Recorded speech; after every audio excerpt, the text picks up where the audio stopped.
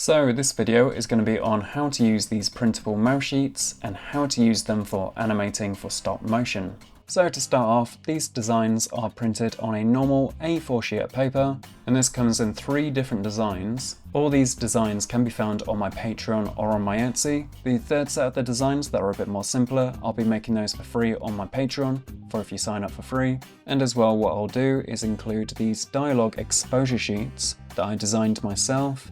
And that's just so you can map out the dialogue by the frame number. It makes animating a bit more easier when you're animating to a dialogue piece. And I'll go into more detail later on in the video explaining how to use these. And that's because this video is going to be quite long. I'm going to be covering quite a few different things with these mouth designs. I'll be going over all the different mouth designs on the sheet of paper, explaining what they are and what they represent. Then I'll be going over how to stick these onto characters. Then what I'll do afterwards is explain how to use them using an X sheet or an exposure sheet. Then after that, what I'll do is explain how to break down a dialogue scene and document it onto these X sheets.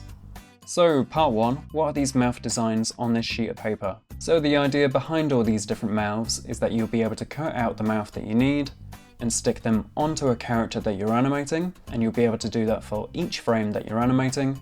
All these different mouths are designed to mimic the shape our mouths make as we're talking, or as we're smiling, or as we're frowning. So if you look at the lower half of the page, you'll see all the mouth designs here are labelled with letters.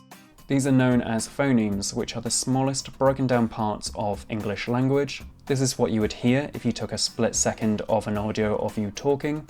A good example of this would be the word cat that has 3 phonemes. So that would be ka-at.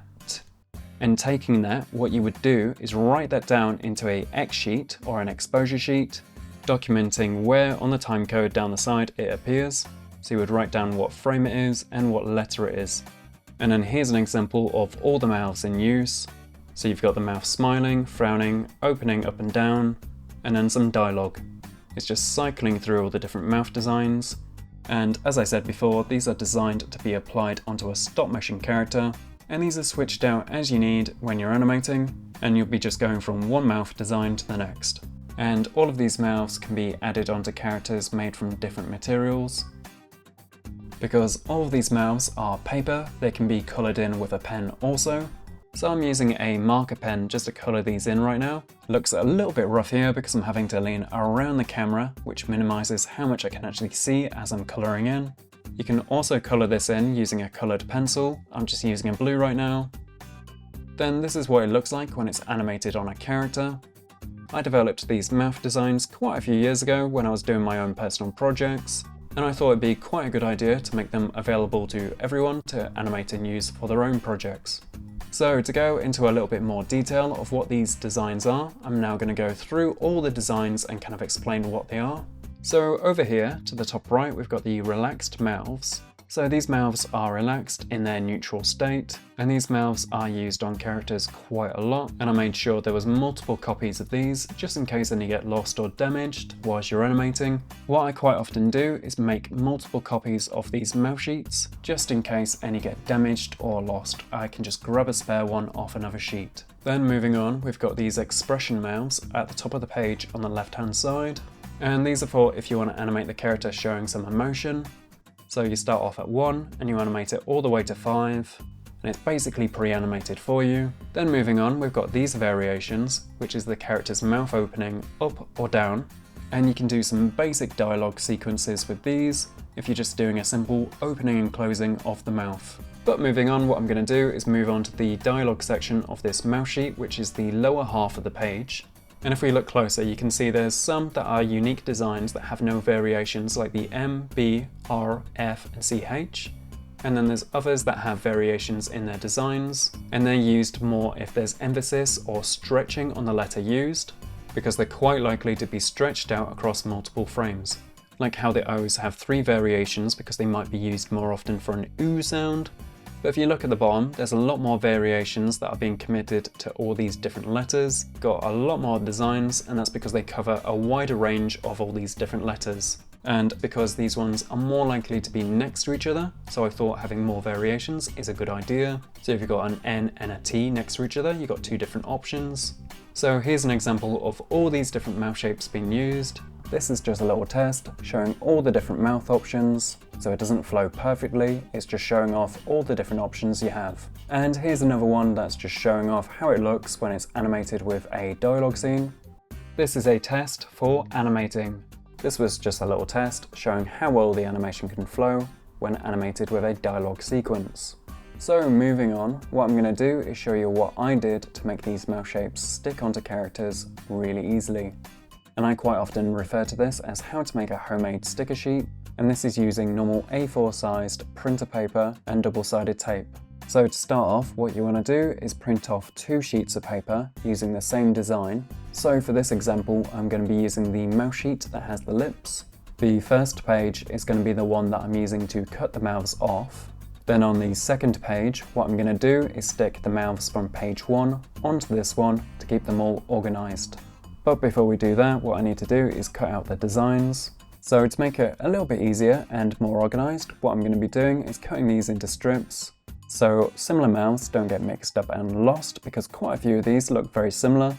So going row by row just makes it a little bit easier and keeps it more organised. So I'm cutting out the relaxed mouths and I'm just doing this very slowly with my little pair of scissors because these can be a little bit difficult to cut out because they are so small. So after cutting out this mouth shape, what I'm doing is I'm taking some double-sided tape and I'm applying it onto the back. So I recommend using a thin double-sided piece of tape like this one. You want it as thin as paper because I'm going to be sticking this onto the back of the mouths from the mouth sheet. And this makes it where if you need to replace any of the tape on the back of the mouths, you can do that really easily and it won't change the thickness of the mouth too much as you're animating. Then what I'm doing is cutting out the mouth again off this double-sided tape. It can be a little bit fiddly to do because it is quite small. Then after that, what I'm going to do is peel off the plastic on the back of the double-sided tape. It can be a little bit difficult to do if you've got short fingernails. So what I'm having to do is get a scalpel and just kind of peel off this plastic. But you can also use a pen if a scalpel seems a little bit too dangerous for you. Obviously be careful if you're doing this. Then after it's lifted up a little bit, I can just pull this off once it's lifted away. Then it sticks really well to whatever you stick it onto, even my finger. So because I've added double-sided tape onto the back of the mouths, what I need to do is make it where they don't permanently stick to the second sheet of paper that we're going to be using to organise all the mouths. To do this, what I'm going to do is stick some tape onto this second sheet of paper, and this just makes it where the mouth can be easily removed. To make it simple, I'm going to be using the same tape that I used earlier for the double-sided tape. You can use any other tape that you want as long as it's got a plastic finish on it. And because it's plastic, you can just peel it straight off again. And this works a lot better compared to paper, where if you stick it directly down onto the paper and then try peel it up, it's just going to pull on the paper and probably rip. With all these covered, what I'm going to do is start adding the new mouths on top. And once again, this is just so when we're animating later on, I can just peel these up really easily and stick them back down. So what I'm going to do is carry on and I'm just going to add the rest of the mouths onto this sheet. Then after I've stuck down all of those relaxed mouths, what I'm going to do is move on to the other mouth designs. So because I want to keep this really organised and avoid mixing up any mouths or losing them, what I'm going to do is go row by row. And you can tell these would be really easy to mix up and lose. So what I'm going to do is cut out one row, stick it onto double-sided tape, and then stick it on the second sheet, and then repeat the process again for the second row. Because watching me do this is very repetitive, and I imagine you don't want to see me cut, stick, all of these mouth shapes. So I'm going to skip to the end of me cutting and sticking all these mouth shapes. So after I finish sticking all these down, you can see all these mouths are in the right position and they're all nicely organised. And you can peel them up really nicely. If you are struggling to peel these up because you've got short fingernails, what you can do is use a cocktail stick or even a pin just to lift up the side a little bit, and then you can just pick it up like so. And then what you can do is place it on the character that you're wanting to animate.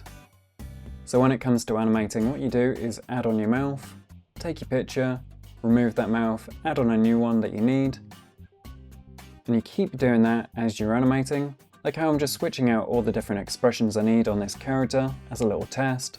And as I said before at the start of this video, this works on multiple different types of characters that are made from different materials. Like this character made from needle felt, it sticks on really nicely.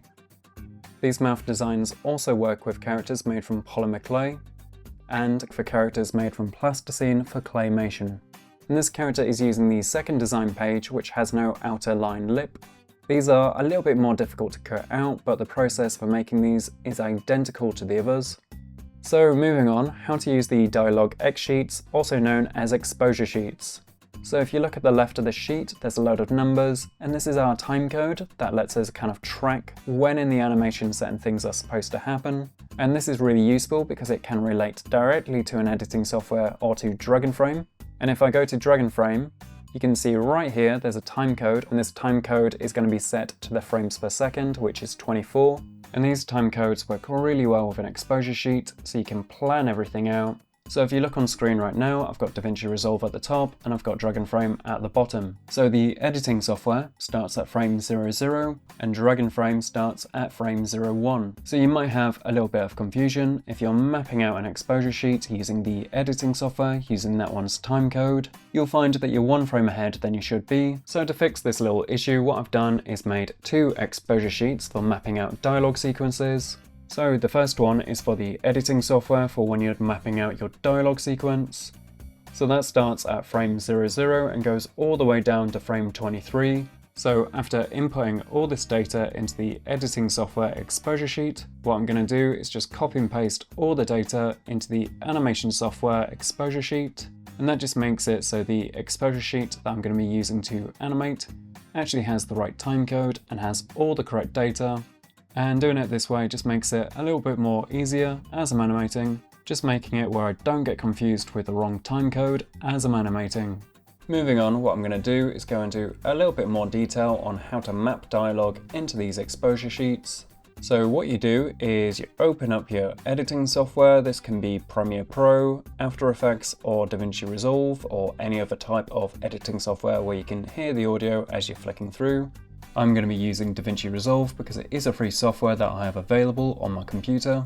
So I've got my sound clip already loaded in, so what I'm going to do is just click play. This is a test for animating.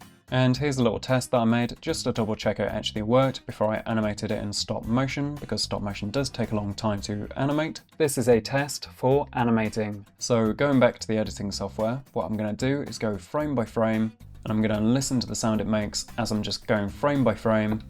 And I'm just using the arrow keys to go left to right. And I'm just listening to the sound it makes. It's really quite difficult to tell sometimes what these letters are, because as you go in frame by frame, they don't always sound like letters or parts of words. Sometimes it just sounds a bit mumbly and you're a bit confused on what they are, but sometimes you just need to make an educated guess. So if you play it through, you can get a good idea of what the word is supposed to be. This is a test for animating. And then you can make an educated guess on what letter you're listening to from that word. And here's another little piece of advice. What you can do if you're really struggling is grab the timeline marker and you can slowly drag this through the scene. And if you drag this through very slowly over certain words, and you hit a perfect middle ground of where you can still hear the word playing very slowly, but as well you also hear the sounds of the letter, and this will give you enough knowledge on what these letters are supposed to be that you're listening to frame by frame. And this little piece of advice should help you out enough if you are really struggling. Hopefully this helps. So I'm going to go back to the editing software and just go frame by frame again. So I think this first one is a TH, but... So I've written this one down because I think it's a TH. I'm just listening to what the next one is. And if I listen to this carefully, I think this is the letter I for the sound effect of I. Then I'm going back to the editing software again and I'm going to the next frame. Immediately I know what this one is. It's the S sound.